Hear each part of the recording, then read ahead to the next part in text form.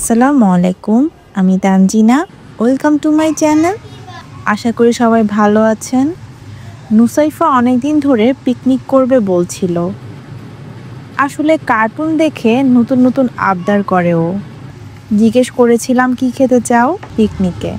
Chicken fry আর Margarita পিৎজার আবদার করেছিল। আর নাসির বলেছিল নুডলস খাবে। তাই আজকে হঠাৎ করে প্ল্যান করলাম পিকনিকের। চিকেন ফ্রাইয়ের জন্য রসুন, আদা বাটা, soya sauce, oyster sauce, fish sauce, সামান্য রাইস ভিনেগার, মরিচ গুঁড়া আর লবণ দিয়ে ম্যারিনেট করে রাখবো। তারপর ডিমের সাদা অংশ আর কর্নফ্লাওয়ার দিয়ে ডিপ ফ্রাই করে নিব।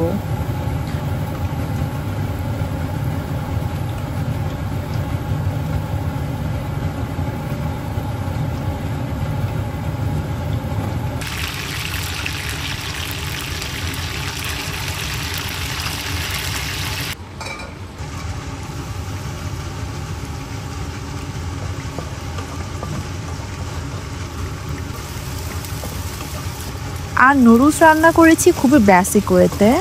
এই সসেসগুলো আমি বানিয়েছিলাম। রেসিপি লাগলে জানাবেন।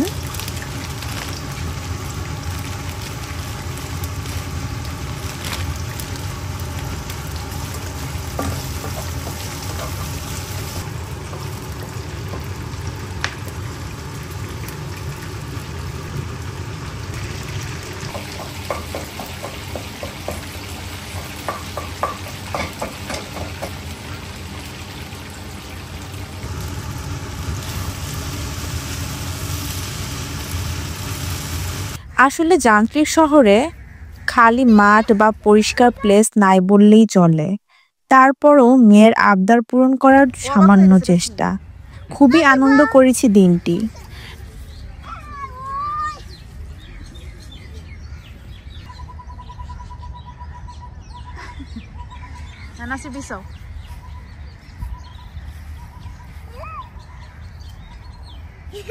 পড়ে গেল। বাবাকে হেল্প করো।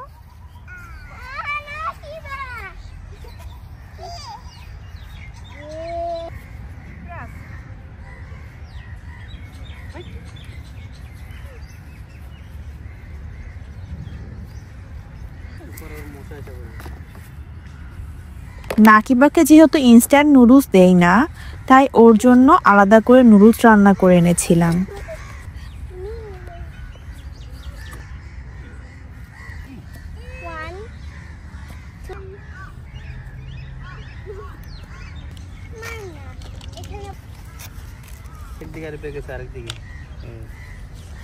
তোমার মার্গারিটা পিৎজা নুসাইফা এটা খোলো তো, যাইছে ওইটা খাওয়া।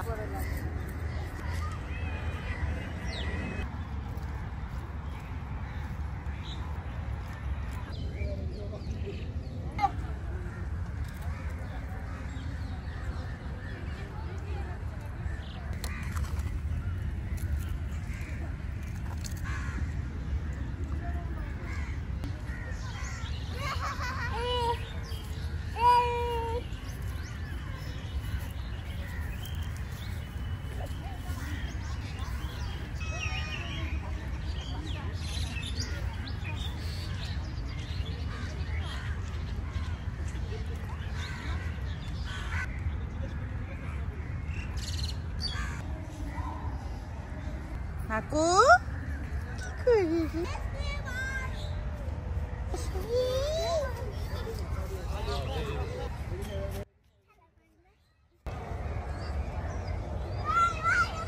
আমি ওকেশনালি দুধ চা বা কফি খাই। আমি আসলে কফি বা চা লাভার না, কিন্তু আমি মগ ভর্তি করে নানান রকমের ফ্লেভার চা খাই। এই চা আমার খুব ভালো লাগে।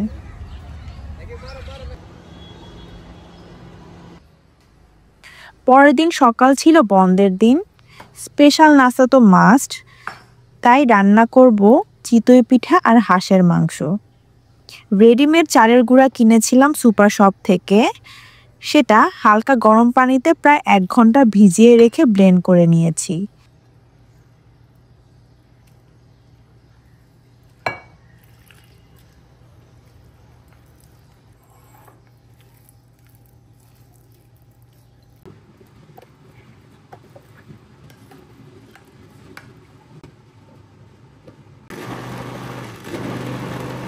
তারপর পানি দিয়ে আরও পাতলা করে নিব ব্যাটারটা বেশি পাতলা বা ঘন করা যাবে না। ব্যাটারে দিয়ে দিব লবণ আর সামান্য বেকিং সোডা। নুফার রান্নাঘর থেকে আমার সেকেন্ড পারচেজ ছিল এই পিঠা তাওয়া। কোয়ালিটি আমার বেশ ভালো লেগেছে। ভালো মতো ধুয়ে প্যানটি গরমে বসিয়ে দিব চুলা অল্প করে জাল দিয়ে।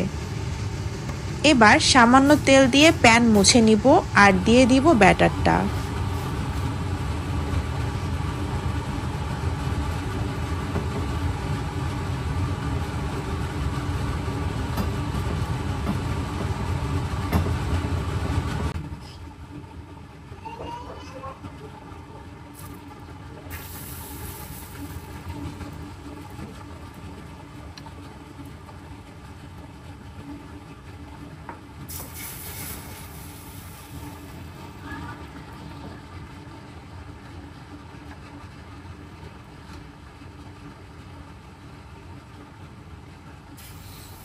এবার চুলার জাল হাই থাকবে। খুবই সুন্দর পিঠা হয়েছিল।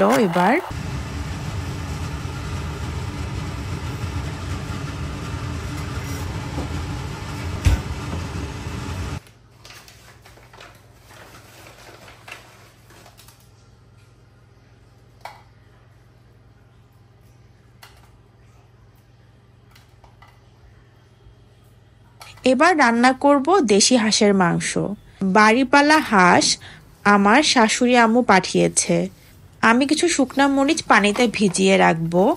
যদি আমার মতো সময় হাতে না থাকে তাহলে মাইক্রোওয়েভে 30 সেকেন্ডের জন্য একটু গরম করে নেবেন।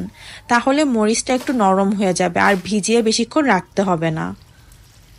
এবার ব্লেন্ডারে সামান্য ভেজানো মরিচ, পেঁয়াজ কুচি, রসুন বাটা, আদা বাটা, হলুদ, ধনিয়া গুঁড়া দিয়ে একসাথে ব্লেন্ড করে একটা পেস্ট তৈরি করে নিব।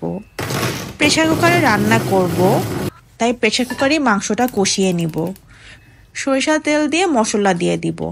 ভালো মতো ভেজে পানি দিয়ে মশলা কষিয়ে মাংস অ্যাড করে দিব।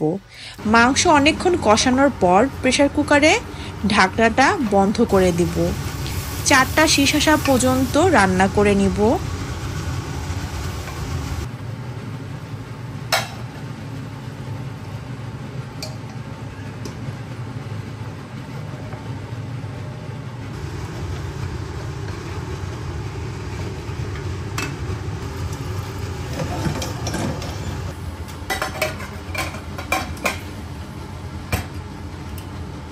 এখন দিয়ে দিব গরম মশলা আর জিরা গুঁড়া।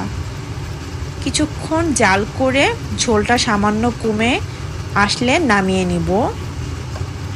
আমি এই প্রথম মাংস প্রেসার কুকারে রান্না করলাম, খুবই মজা হয়েছিল। নর্মালি আমি মাংস ঘন্টার পর ঘন্টা লাগিয়ে রান্না করি, আমার এভাবে খেতেই ভালো লাগে। বাট প্রথমবার অনুযায়ী প্রেসার কুকারের রান্নাটা খারাপ ছিল না। যেহেতু আমি প্রথমেই হাঁসটা অনেকক্ষণ ধরে কষিয়ে নিয়েছি, তাই খেতে ভালোই লেগেছে।